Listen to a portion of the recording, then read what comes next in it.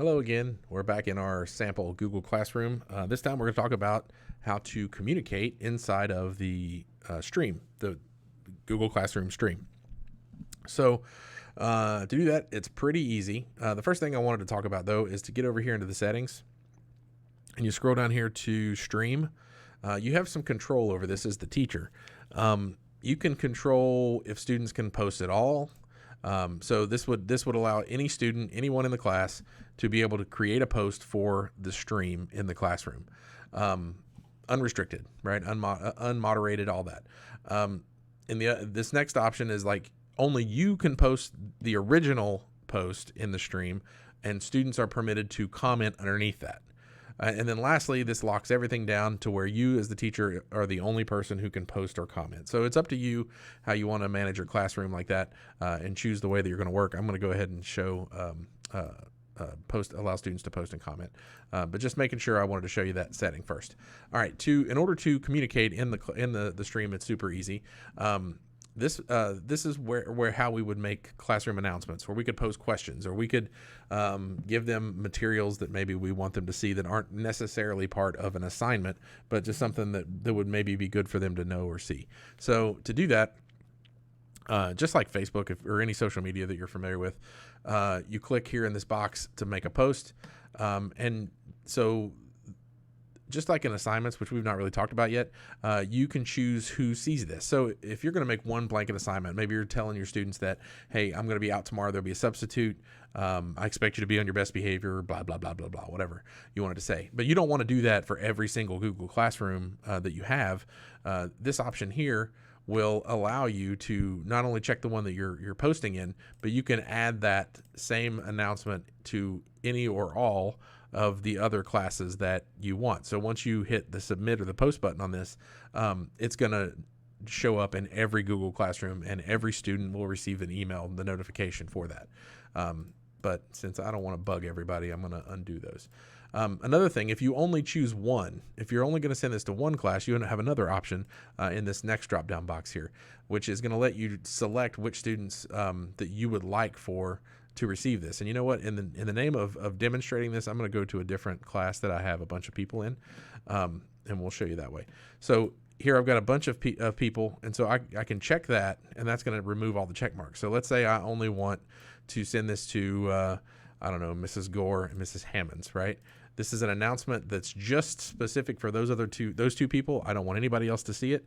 So I can type in this announcement and just select those two people or students or whatever. But we'll leave them all checked for now. I'm not really going to post anything in that.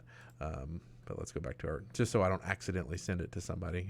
I'm paranoid that I'm going to bug people about this. I don't want to do that.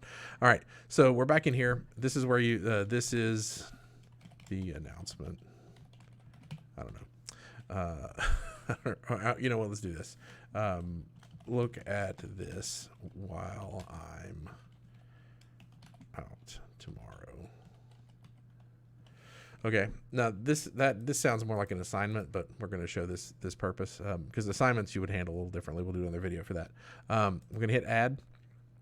I can click Google Drive, and I can add any item that's in my Google Drive. It's going to default to the most recent because it says, hey, you must have been working on some stuff recently. So maybe this is what you were wanting to do. You can also upload things into that. You can search your Google Drive just as you would search through. It's going to show you all your folders and stuff, and you can kind of go through and figure out where whatever you're going to attach is. Any shared drives that you're part of, or any starred documents, things that you've put a star on. So that's one way you can attach something. The next is a link. So if you have a link to another website that you'd like for them to go to, let's say I want them to go to iCivics, and I want them to play. Oops, I don't want to give now. I mean, giving is great and everything, but that's not what I'm looking for. But maybe I want them to. They've changed this a little bit.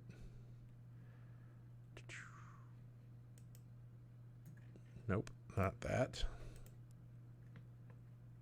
There we go, play. So maybe I want them to play this game or something, right? So I can go up here, grab that link, and then paste that, add the link, and then that way they know where they're supposed to go with that.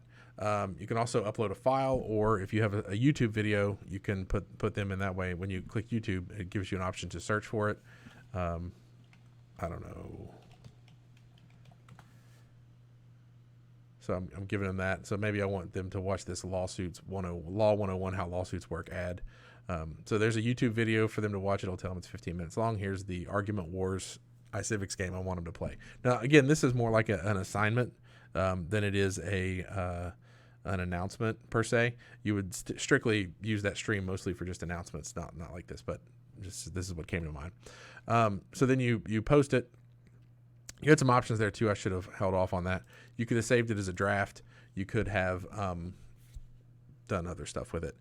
Save it as a draft. You can schedule it. So maybe you want to do it like for some reason you're up at 3 a.m. You don't want them to send out an email at 3 a.m. You can schedule it for 8 o'clock or something tomorrow. Those are options I should have probably showed you there. So there's that. As far as commenting, so maybe if you've allowed students to comment, they can ask you questions down here. You can tag specific people.